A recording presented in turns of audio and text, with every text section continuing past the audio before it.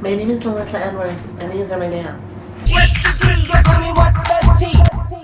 Hello, Drag Racers. I'm Maddox. And I'm Logan. And for Season 6 of RuPaul's Drag Race, every week we will be bringing you our top 3 moments of the week, the shade of the week, our favorite queen of the week, our least favorite queen of the week, our favorite look on the runway, and our predictions for next week's episode. So stay tuned. Camera and our readings. Okay, so this is episode 2 of the Express What's the Tea? Choo! We're going to be talking about the Glamazon by Color Revolution episode.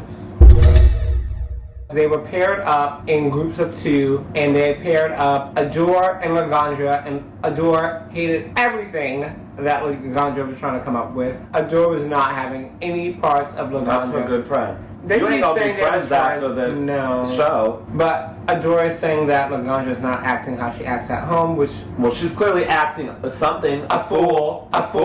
And then RuPaul reading Trinity K in the workroom when she's like, well, what are you gonna do, Trinity? And Trinity's like, I'm just gonna... Ru was like, no. No, you're not just... And here comes Trinity. She says, you're not gonna talk. I had a good favorite moment, and it was when they were in Untucked, and Alyssa came up on the screen, and everything she was saying, there was fucking Laganja. Yeah. Oh, come on, mama. Oh, amen. Preach. I can't. Yes. Oh, yeah. Oh, I love Alyssa. Mm-hmm. Oh. And then that's my mama. And then the minute that ends, she goes, well, her nails cute, mine are cuter, and everyone said, they're tangled. You stupid bitch. Hey, girl. Bianca had a moment during her confessionals, and she goes, I was raised by wolves, bitch, and I'm still surviving, and my shit's together. Another favorite moment I had was Leah Remini and Michelle Visage. Hey, Wampery. She was like, are we at the same show? Are you seeing what I'm seeing? My shade of the week was Courtney Act continuously calling Jocelyn the low-rent Courtney. Girl. That's shady. That is so shady. Because you're not funny. that cool or cute or talented. And okay, that was wrong, because you are kind of talented, but... Jocelyn already said that, like, she looked up to you, and she told you that she looks up to you. Exactly, so for you to say that to somebody who, like, idolizes you, clearly. I just felt like it was so wrong. That's bullshit. You're a bully. Another shade, and I think this is one of your moments, was Laganja won, and Michelle Visage had no time for that. First of all, when they announced that she won, Michelle, the eye roll of the century was like this. And then what's her ass said? Laganja said, oh, I can't believe I won. And Michelle said, me neither. What it must be like for this little retard to be sitting at home watching this. She must cringe. After like the first 3 episodes seeing how I'm being portrayed, I'm not even going to say it's editing, because if you didn't say it, they can't edit it. So getting on Twitter and being like, it is a show and there's editing, don't say stupid shit. My favorite of the week was Bianca. Again, we got to see a softer side of her, and she was helping Trinity K. Lord knows she needs it. And you saw her just like really just helping everyone and being a team player. I liked her being on the side, being like, come on, Trinity, you got this, bitch. You got this, girl. Come on, girl. And then when they were in the Untucked and they did Bianca gave her the toast, and someone said, Trinity, you need to stop hanging out with her. And they were like, yeah. She took a flipper out while they were sitting in Untucked. My favorite was Adore, just because she was hysterical in the fucking commercial. She was. And she did carry you, Laganja. So don't say people are going to think she carried me. She carried you. And she should have dropped you off at a little fucking orphanage like Alyssa Edwards was going to do, because she's not going to want you in her family after the foolery that you've pulled up. So your new name is Laganja Estranja, Little Orphan Tranny. My least favorite of the week was Ben de la Creme, and they're like, you're not showing your personality, and she's what do you mean? Hi, I'm Ben de la Creme. And then Daring Lake is continuously reading her, and then she's like, I don't understand why you're upset with me. Girl, if someone's continuously reading you, stop trying to be all up in their ass. I can't.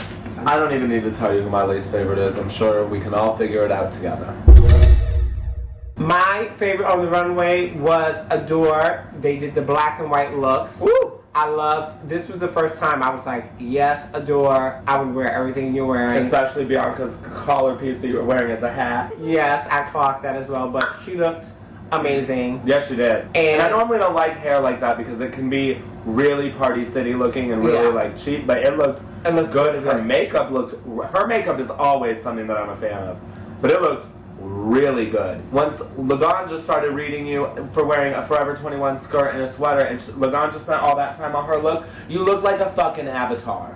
Your hair was a hot goddamn mess. It looked like a little cat, as Bianca would say, sucked on the side of it. And what was with this severe black line with a little bit of blending and nothing up top? Did you run out of makeup, you poor bitch? So we know how you feel about that. I really did like Bianca on the runway as well. Yep, she was my favorite on the runway.